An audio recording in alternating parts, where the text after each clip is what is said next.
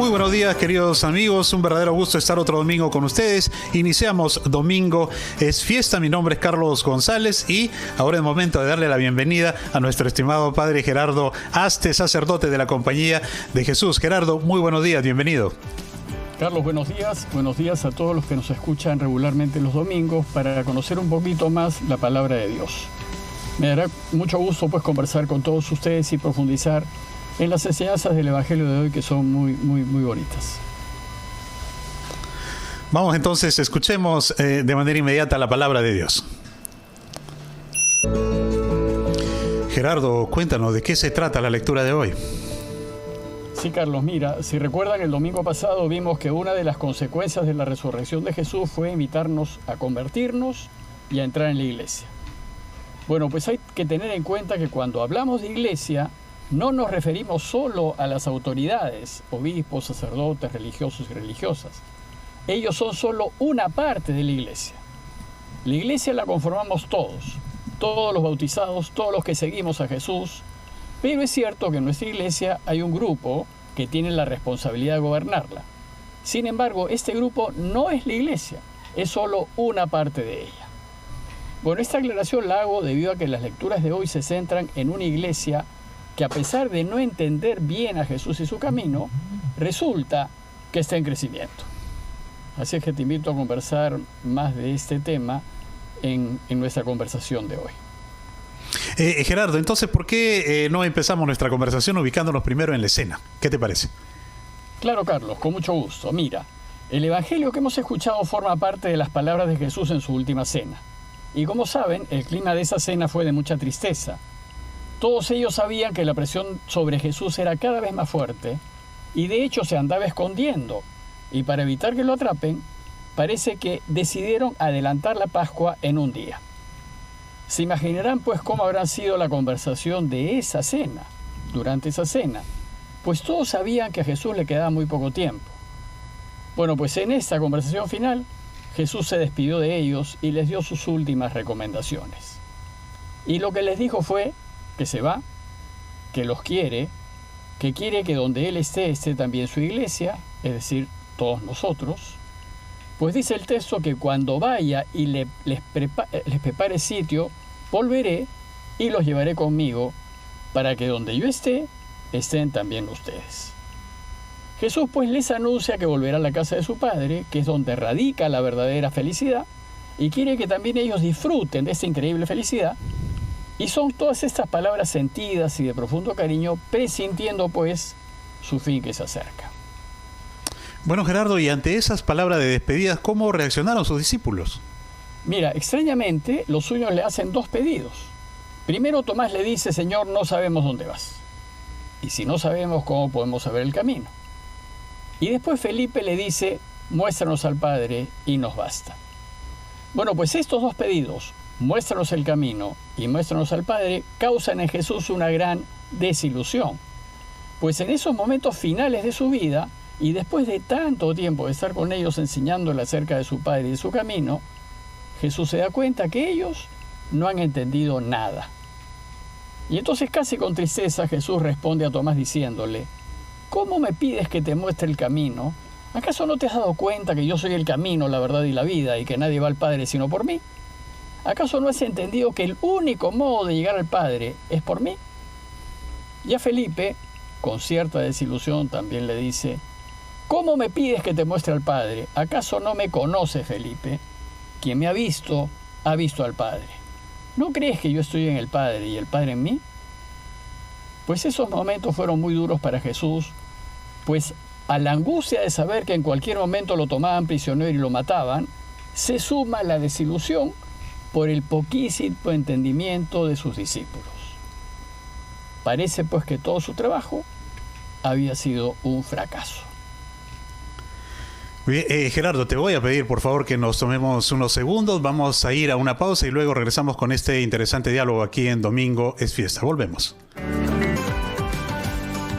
Soy Carlos González desde la ciudad de Trujillo. Estamos junto a nuestro querido padre Gerardo Aste aquí en Domingo es Fiesta y vamos a retomar este diálogo en el que nos encontramos. Gerardo, nos hablabas de una gran desilusión, pues a pesar, ¿no?, de haber compartido una parte importante de su vida con ellos, los discípulos no se han dado cuenta de lo que Jesús ha querido enseñarles. Pues en efecto, Carlos, su iglesia no entendió a Jesús. Y hoy tampoco muchos seguimos sin entenderlo, la verdad. Y en consecuencia parece que Jesús se dirige a su muerte con un sentimiento de fracaso. Y que lo único que le quedó decir en esas preguntas que le hicieron, y casi suplicando, fue: créanme, yo estoy en el Padre y el Padre en mí. Y si no, al menos crean en las obras. Parece que fue pues una súplica casi desesperada para que lo crean, ¿no? Bueno, pues ante este rotundo fracaso que muestra el Evangelio, lo lógico sería pensar que su iglesia hasta ahí nomás llegaba y que una vez muerto Jesús se disolvería. Y en efecto, a la muerte de Jesús parecía que su iglesia empieza a disolverse. Sin embargo, sucedió lo contrario. Pues para completar la enseñanza de hoy, les voy a leer algo de la primera lectura de la liturgia de hoy, que nos habla más bien que la iglesia parece exitosa en crecimiento. Dice Hechos de los Apóstoles que en aquellos días, al crecer el número de los discípulos de lengua griega se quejaron contra los de lengua hebrea, diciendo que la distribución diaria de los alimentos no atendían a sus viudas. Entonces los 12 convocaron al grupo y les dijeron: no nos parece bien descuidar la palabra de Dios para ocuparnos del servicio de las mesas. Hermanos, escojan a 7 de ustedes, hombres de buena fama y llenos de espíritu y de sabiduría, y les encargaremos esta tarea. Bueno, escogieron a 7 y esos 7 son los que hoy se conocen como diáconos. Pero nos termina diciendo el texto: la palabra de Dios iba extendiéndose y en Jerusalén crecía mucho el número de discípulos, incluso muchos sacerdotes judíos aceptaban la fe. Y Gerardo, entiendo que normalmente las lecturas del día se complementan, pero esta vez en cambio es demasiado radical. De una parte una iglesia que parecía destinada a desaparecer y de otra una iglesia en crecimiento. ¿Cómo lo entendemos? Bueno, el texto que les he leído inicia diciéndonos al crecer el número de discípulos y concluye diciéndonos crecía mucho el número de discípulos. Como ven, ese texto parece estar en contradicción con lo que nos ha relatado el Evangelio, que parecía pues que nadie había entendido nada, que todo había sido un fracaso. Bueno, pues el Evangelio nos dio a entender que el proyecto de Jesús terminó en fracaso. Ellos lo abandonaron cuando lo tomaron prisionero, y cuando pudieron salir ya el domingo, algunos empezaron ya a irse, como los de Emaús. Sin embargo, todo cambió porque resucitó. La resurrección pues fue lo que cambió completamente la dinámica de la iglesia y se volvieron a reunir y empezó a renacer la iglesia. Bueno, pues la lectura que les he leído nos habla de una primera comunidad cristiana exitosa, que ora en común, que comparte sus bienes con los necesitados y crece en torno al anuncio de la buena noticia. Gerardo, ahora tenemos una pregunta de uno de nuestros oyentes sobre el Evangelio de hoy. Vamos a escucharla y luego esperamos tu respuesta. Buenos días, padre. Mi nombre es Camila y tengo una consulta. Me llama la atención que esa iglesia que está creciendo lo haga a pesar de estar peleando entre ellos. ¿Cómo explica eso? Mira, Camila, tienes razón. Pues esa iglesia que se nos relata pujante y en crecimiento estaba formada por los testigos directos del resucitado y fue también fuente de gran desilusión. Bueno, pues esto sucedió porque la iglesia no dejó de estar compuesta por hombres y mujeres débiles y pecadores. Y hoy sigue estando compuesta por hombres y mujeres débiles y pecadores. Jesús durante su vida había insistido tanto en el amor al prójimo, en el acoger al pobre y al necesitado, en no hacer distinción alguna entre personas, pero sucedió lo contrario. Pues la iglesia real, la concreta, la guiada por hombres frágiles y pecadores, hizo todo lo contrario. El libro de Hechos nos dice que había división y se peleaban entre ellos. ¿Se imagina? Estando tan cerca de haber, muchos conocieron a Jesús. Bueno, pues en esos primeros tiempos los cristianos venían todos del judaísmo. Y de estos, algunos eran de lengua hebrea y otros eran de lengua griega. Y nos dice el texto que al crecer el número de discípulos, los de lengua griega se quejaron contra los cristianos judíos de lengua hebrea, diciendo que no atendían a sus viudas. Se trató de una situación que se dio cuando todavía vivían muchos testigos de la resurrección. Muchos que habían estado con Jesús, habían comido con él y lo habían tocado. Y sin embargo, se produjo una división que puso en evidencia la fragilidad humana. Y entonces, Gerardo, ¿qué es lo que sucedió? Bueno, sucedió que los cristianos de origen hebreo decidieron favorecer a sus viudas en desmedro de las viudas de los cristianos de origen griego. Parece que la comunidad llevaba una especie de comedor popular. Y los de origen hebreo no daban de comer a las viudas necesitadas de origen griego. Y entonces, con razón, los cristianos griegos se quejaron. Fueron donde los apóstoles para que pongan orden. Y los apóstoles se preocuparon de solucionar el problema y tomaron una decisión. Dijeron: hermanos, escojan a 7 de ustedes hombres de buena fama, llenos de espíritu y de sabiduría, y los encargaremos de la tarea de repartir el alimento diario a las viudas. La solución de los apóstoles fue a nombrar un grupo entre ellos que se encargasen de las cosas prácticas de la iglesia. Y es así como aparecen los diáconos. Por ejemplo, San Esteban fue un diácono. La palabra griega diácono significa servidor. Y los diáconos tienen la responsabilidad de atender los asuntos prácticos y materiales de la iglesia. Y de lo dicho podemos concluir que la iglesia, nuestra iglesia, es decir, nosotros somos en parte una iglesia santa, porque contamos con la fuerza del resucitado. Él nos acompaña siempre. Pero a la vez somos una iglesia pecadora, porque nuestra condición humana nos lleva al egoísmo, a favorecer a los nuestros y al pecado. Y esta realidad, santa y pecadora, se mantiene hasta el día de hoy. Hoy seguimos mostrando muchos signos de santidad, pero desgraciadamente también muchos signos de pecado. Pues como dije, la iglesia la conformamos todos los bautizados, hombres y mujeres, y todos somos pecadores. Pero, ¿y entonces qué hacer con el pecado en la iglesia? Mira, lo que hicieron los cristianos hebreos, eso de ayudar solo a los suyos, evidentemente no es justificable. Sin embargo, haber hecho eso revela lo frágil que es nuestra condición humana. Pues estando tan cerca del Señor, y miren cómo procedieron.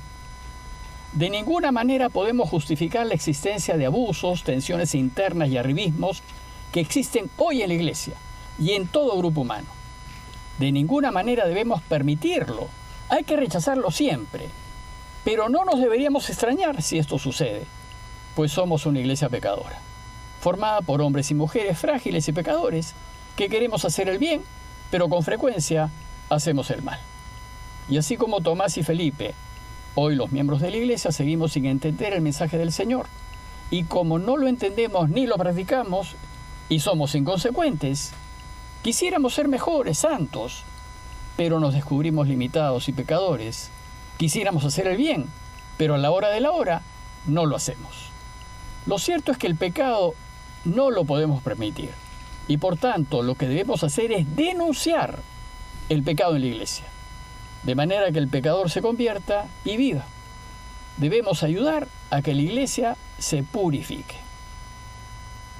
Y ciertamente todos deberíamos ayudar en esta tarea, porque esto es tan bueno como la buena noticia que vamos a escuchar en este momento. El 13 de mayo la iglesia recuerda a Nuestra Señora de Fátima y el 14 a Nuestra Señora de la Evangelización. Gerardo, ¿qué nos puedes decir de estas dos noticias? Carlos, brevemente, se trata de dos fiestas muy cerca una de la otra, ambas dedicadas a María, la Madre de Jesús. Así es que brevemente deseo decir algo de ellas. El 13 de mayo, la iglesia recuerda la aparición de María a los 3 niños pastores, Lucía, Jacinto y Francisca, en 1917 en Cova da Iria, en Fátima, Portugal. Según cuentan los testigos, en plena Primera Guerra Mundial, la Virgen María se apareció a estos niños durante 6 meses, los días 13 de cada mes, haciendo un llamado a la conversión, al arrepentimiento y a la práctica de la oración, en concreto al rosario y a la penitencia, con algunos mensajes de tipo profético. El 13 de octubre, después de su última aparición, y a modo de confirmación de sus apariciones, unas 30.000 o 40.000 personas, sorprendidas, fueron testigos de que el sol giraba, se movía, bailaban, dicen. Bueno, pues Francisca y Jacinto murieron durante la pandemia de la gripe española en 1918 y Lucía entró a la vida religiosa.